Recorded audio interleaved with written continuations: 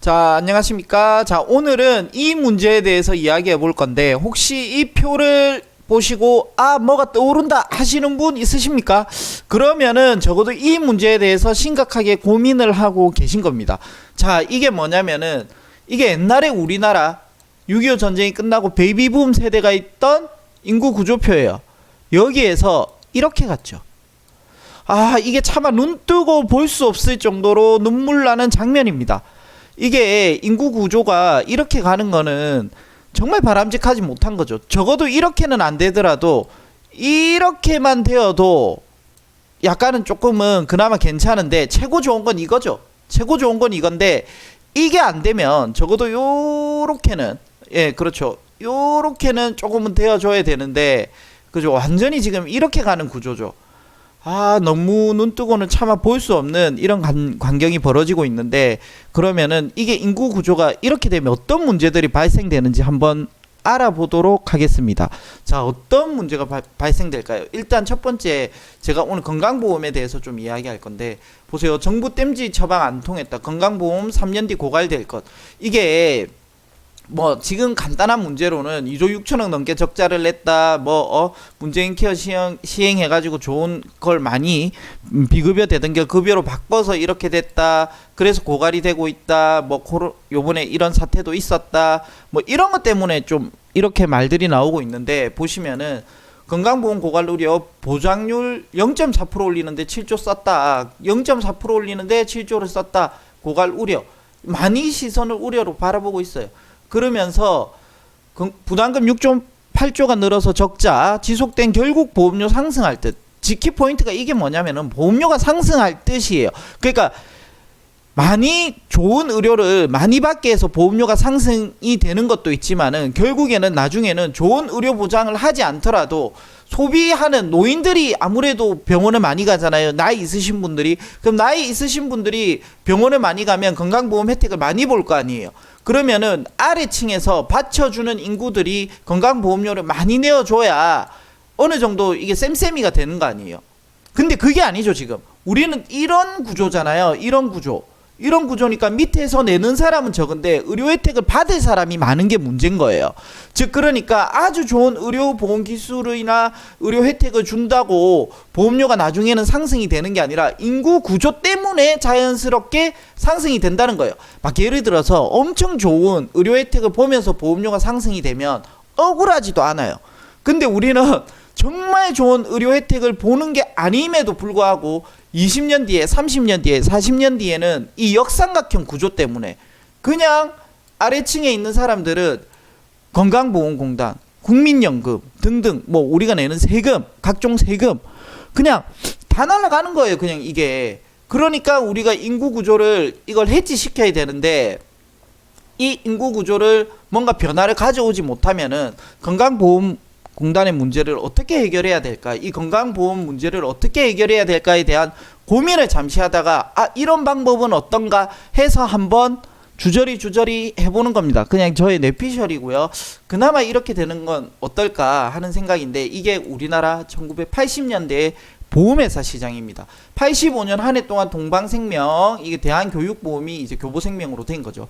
6개의 생보사가 거둬들인 수입 보험료가 3조 9,872억 원입니다. 자산 규모 6조 9,215억 원. 수입 보험료와 자산 증가율이 매년 30에서 40%에 이를 정도로 초고속 성장이에요. 이 왜 그래요? 인구가 이거죠. 우리나라 보험회사가 내수에 많이 거의 100% 의존하잖아요.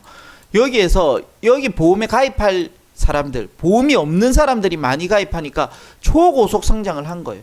보험 가입률도 32.4%에 불과한데 이렇게 성장을 한 거예요. 이게 우리나라 80년대 시장이에요. 그러니까 외국에서도 보험회사가 한국에 들어가면 한금알은 않는 거이라고, 이때부터 외국계 보험회사가 한국 진출하려고 엄청 난리를 피웠던 시기예요. 그런데 지금은 어떻게 해요? 대한민국의 인구 구조상 저 나라 정말 미래가 안 보인다, 끝없는 터널이다, 이렇게 생각되죠. 왜? 인구가 없으니까. 가입할 인구가 없다는 거예요. 그러니까 해외보험사 국내 시장 이탈 가속하죠.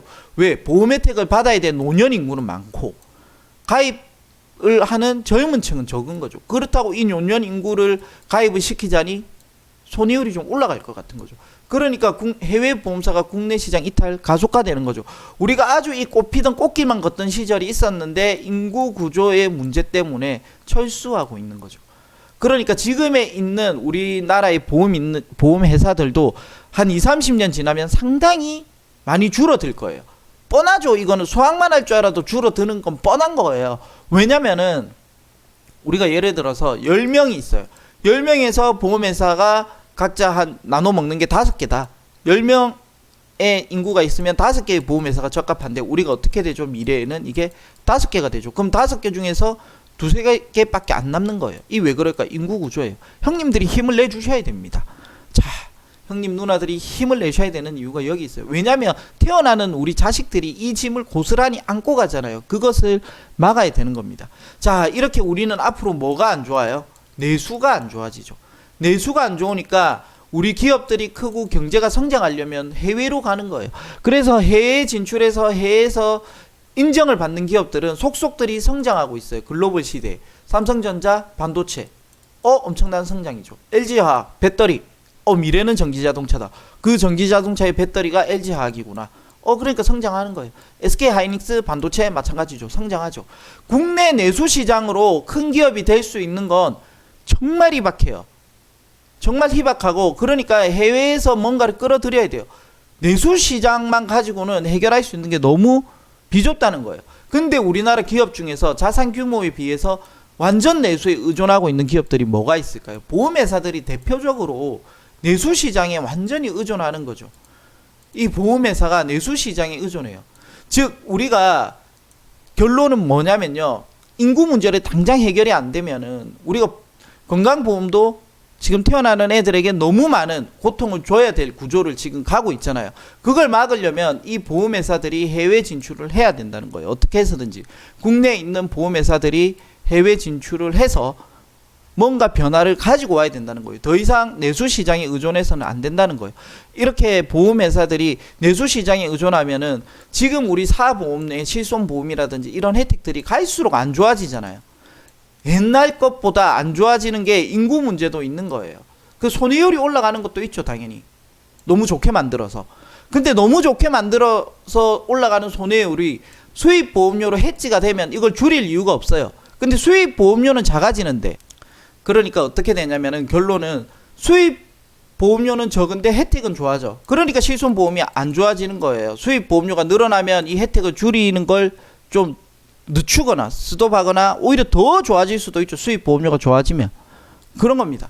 자, 그러면은 이 인구 문제를 당장에 해결이 안 되죠. 이 인구 문제를 해결할 수 있는 방법은 지금 당장 뭐 이민 정책을 엄청 늘린다거나 그건 현실적으로 부족하고, 그리고 통일이 된다거나 그것도 사실 당장은 어려운 거고, 한 명이 3명씩 낳는다, 그것도 좋긴 좋죠. 좋긴 좋은데 이게 당장 이렇게 딱 급속하게 증가될 것 같지는 않아요.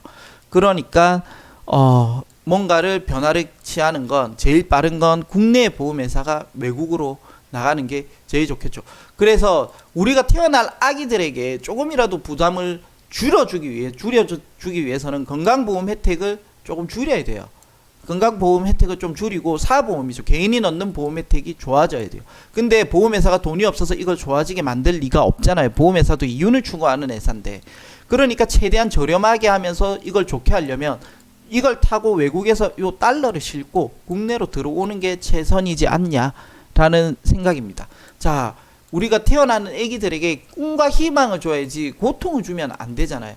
요 애기가 이렇게 성장을 해요. 지금 애기가. 그러면은 제일 첫 마디가 어떻게 되겠어요? 내 월급 어디로 갔냐 이거예요. 건강보험료 엄청 많이 나가죠. 국민연금 엄청 많이 나갈 거예요. 그리고 각종 세금 엄청 많이 나갈 거예요. 그러니까 내 월급의 70%가 그냥 국가에게 날아가는 거예요, 세금으로. 그러니까 내 월급 어디로 갔냐가 나올 수도 있단 말이에요. 그런 구조로 가고 있는 거잖아요. 그걸 막기 위해서 우리가 형님들, 누나들이 힘을 내주셔야 되는 거예요. 이런 사태를 만들면 안 되잖아요. 그러니까 적어도 건강보험은 우리가 건강보험 혜택을 조금 줄이더라도 사보험이 건강보험의 혜택을 해지시킬 수 있을 만큼 좋아지는 거죠.